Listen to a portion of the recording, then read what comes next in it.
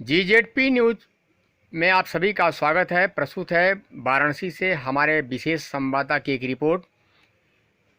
खबरों के अनुसार विश्व हिंदू पर्सनल लॉ बोर्ड के अंतर्राष्ट्रीय अध्यक्ष डॉक्टर अशोक सिंह ने आज वाराणसी में बीटीवी तथा जीजेडपी न्यूज़ को दिए गए एक विशेष साक्षात्कार में अंतर्राष्ट्रीय मुद्दे पर तथा जम्मू कश्मीर और लद्दाख के विशेष विकास पर तथा हिंदू हितों के सवाल पर क्या कहा, जाने। देखते रहें खबरें जीजेडपी न्यूज़ की विस्तार से। डॉक्टर साहब, आप अंतर्राष्ट्रीय अध्यक्ष हैं विश्व हिंदू पर्सनल लॉ बोर्ड के। हिंदू हितों के सवाल पर विश्व हिंदू पर्सनल लॉ बोर्ड तेज़ी से काम करती नज़र आ रही है।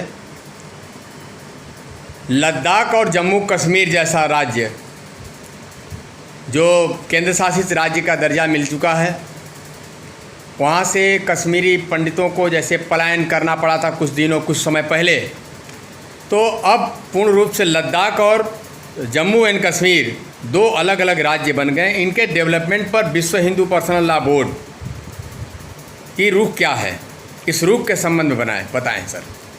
देखिए, हम लोगों का रुख ये है कि वहाँ से जो भी हिंदू स्थापित हुए हैं, वहाँ बहुत सारे मंदिर आज भी हैं और गाँव में, और वहाँ लोग मेंटेन कर रहे हैं। अब करना ये कि सरकार जो है सुरक्षा की उनकी व्यवस्था करे और उनको पुनर्स्थापित कराए। वहाँ पर जो लोग भी वहाँ छोड़ के जो है बाहर आए हुए हैं, करीब 5300 लोगों का, जहाँ तक मेरी जानकारी है अभी अपडेटेड, 5300 परिवारों को उन्होंने स्थापित वहाँ पुनर्स्थापित कर दिया। अब ये है कि उनकी सुरक्षा की भी व्यवस्था सरकार जो है करे। उनके जान माल की, जो उनके खेत हैं, जो बागान हैं, उसकी सुरक्षा की जिम्मेदारी जो है सरकार की है, सरकार उसमें करे। इसके साथ ही साथ हम चाहते हैं कि धारा 370 हट गया है। देखिए, जहाँ भी है, आज तिब्बत की बात ले लीजिए। तिब्बत में जो है पिछली जो सरकार रही है, विदेश नीति हम मानते हैं कि उन लोगों की बहुत ही गलत रही। तिब्बत का जब मामला आया था और दलाई लामा जो है यहाँ चले आए, हम चीन के आगे झुक गए। हमें झुकना नहीं चाहिए।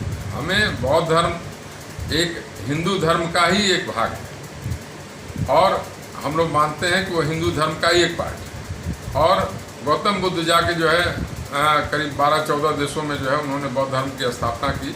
उसमें चाइना भी है और साथ ही साथ तिब्बत भी है। और तिब्बत सबसे इम्पॉर्टेंट जगह है, हमारा बॉर्डर एरिया था।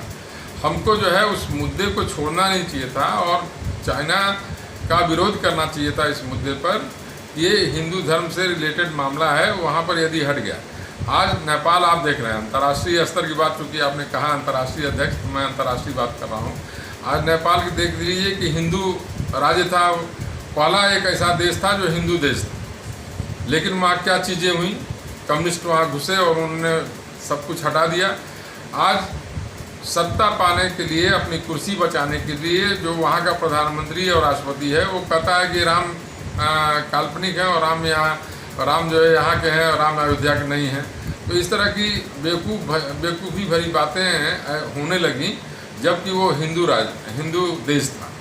उसी तरह से कश्मीर में भी जब तक हिंदुओं को बसाया नहीं जाएगा वहाँ ले जाके, तब तक समस्या का समाधान नहीं होगा। डॉक्टर साहब, जैसे इतिहास बता रहा है, इतिहास जैसे हम लोग पढ़ते हैं, सन 930 से सन 1545 तक कश्मीर हिंदुत्व का एक बहुत बड़ा हिस्सा था और हिंदूवादी राष्ट्र थी। वो पहला राज्य था हिंदू, जिसने कि वहाँ की महारानी दिद्दा ने सबसे पहले भगवा फहराया और कहा ये हिंदू राष्ट्र होगा, हिंदू राज्य था।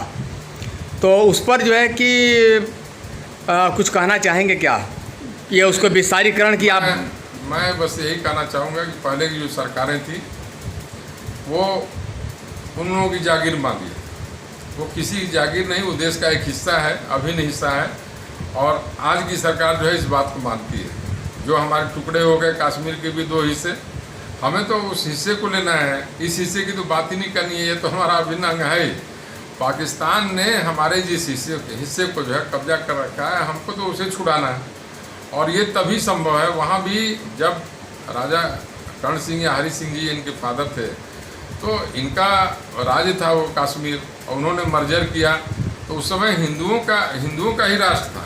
लेकिन धीरे धीरे जो है बताया, वही जनसंख्या वाली बात है कि जनसंख्या जो है जैसे जैसे बढ़ गई, कुछ लोगों को इन्होंने मार के और करके पाकिस्तान ने आतंकवादी संगठनों को खड़ा करके और इन लोगों को जो है हिंदुओं को भगाया, ताकि जो है वहाँ संख्या बल कम हो जाए और वहाँ मुसलमानों का जो है राज्य हो जाए। अदरवाइज ये तो हिंदुओं को जो उनका जैसे और प्रदेशों में हिंदू रह सकते हैं वैसे वहाँ भी रह सकते हैं। सरकार को ये करना चाहिए कि जो लोग भी वहाँ चाहते हो रहना और जो लोग वहाँ जमीन जायदाद जो है रखना चाहते हो, लेना चाहते हो, वैसे जो है 10,000 अभी देखिए अभी पूर्वांचल से हमारे मनोज जी जो है वहाँ पे गवर्नर बन के गए हैं और मुझे बहुत उम्मीद है, बहुत पढ़े लिखे और इंजीनियरिंग के हुए व्यक्ति हैं, राजनीति में भी बहुत दिनों से हैं। हमें लगता है कि निश्चित रूप से कुछ परिवर्तन जो है वो लाएंगे। डॉक्टर साहब, गाजीपुर से अब मतलब पूर्वांचल से या जो उत्तर प्रदेश से जो हिंदू हैं, क्या उनको जो है कि वहाँ विस्थापित करने का कुछ प्रयास आपकी बोर्ड करेगी? मैं तो शुरू से कहा, मैंने राजनाथ जी से भी ये बात कही थी जब वो गृह मंत्री थे, कहे कि अरे कुछ बतावा, कुछ एक समस्या का समाधान कैसे हुई। तो हमने 1-2-3 पॉइंट बताए थे। उसमें एक था कि यही धारा 370 हटाना, दूसरा जो है जो विस्थापित हो गए हैं उनको पुनर्स्थापित करिए, और साथ में पूर्वांचल से 10-20 हज़ार लोगों को लेके इन जिलों में जो सोपोर, पुलवामा और कौन कौन जो जहाँ पर डिस्टर्बेंस हो रहा है, 10,000 लोगों को, परिवारों को खाली ले जाकर बसा दीजिए। अपने आप देखिएगा 10 साल के अंदर जो है वह सारी समस्या का निदान हो। विस्थापित से स्थापित कराने की ओर आप तेज़ी से काम कर रहे हैं, विश्व हिंदू पर्सनल आप बोर्ड कर रही है, इस पर हमारा मतलब आपका विचार है। अब लेकिन डॉक्टर साहब, लद्दाख और जम्मू एंड कश्मीर जैसे पूर्ण राज्य का दर्जा नहीं मिल पाया, लेकिन फिर भी संघ शासित राज्य हैं। एक बड़ी बात हुई है कि जहाँ एक हिंदुओं की संख्या कम है, मुस्लिमों की संख्या ज़्यादा है, एक वर्ग की संख्या ज़्यादा है, बट इस पर जो है कि डेवलपमेंट के विषय में मतलब यहाँ की जो विकास है, लद्दाख और जम्मू कश्मीर जैसे कुछ हिस्से चाइना जैसे लद्दाख पर कब्जा कर रहा था, तो उस पर आप सरकार से क्या चाहते हैं, अपेक्षा करना चाहते हैं? सरकार से अपेक्षा जो किया जा रहा है वो सरकार ऑलरेडी कर रही है। अपेक्षा ये किया गया था उसका विकास करने के लिए, इसीलिए जानबूझ के इस सरकार ने जो है लेह और लद्दाख को अलग कर दिया ताकि उसका विकास हो सके। अभी तक कश्मीर के लोग, और वो भी दक्षिण कश्मीर के लोग ज़्यादातर जो है वो शासन में रहे और वही शासन करते रहे। जो 4-5 जिले के लोग थे वही शासन करते रहे, इसलिए और हिस्सा जो है नेगलेक्ट हो गया। लेह लद्दाख से कभी रिप्रेजेंटेशन वहाँ रहा नहीं कि वहाँ लेह लद्दाख का कोई मुख्यमंत्री हुआ हो, नहीं तो वहाँ विकास हो जाता। लेकिन अडवाणी जी के समय से ही लेह लद्दाख पर विशेष ध्यान दिया गया था, वाजपेयी जी के समय से, और इस सरकार ने तो उसको अलग करके ऑलरेडी डेवलपमेंट शुरू कर दिया। और इसी विकास का ही नतीजा है कि चाइना जो है, चाइना डरा हुआ है, चाइना ने एग्रेशन नहीं किया है। चाइना जो विकास जिस गति से हिंदुस्तान जो है लेह और लद्दाख को जो है विकसित कर रहा है, चाइना को ये डर है कि कहीं ऐसा ना हो कि हमारे ऊपर ये कभी आक्रमण कर दे, क्योंकि उसको जो विस्तारवादी नीति है उसके खिलाफ भारत है, कभी उसका विस्तारीकरण होने नहीं देगा, तो वो डर रहा है, इसलिए जो है ये रोक टोक जो है कर रहा है। धन्यवाद।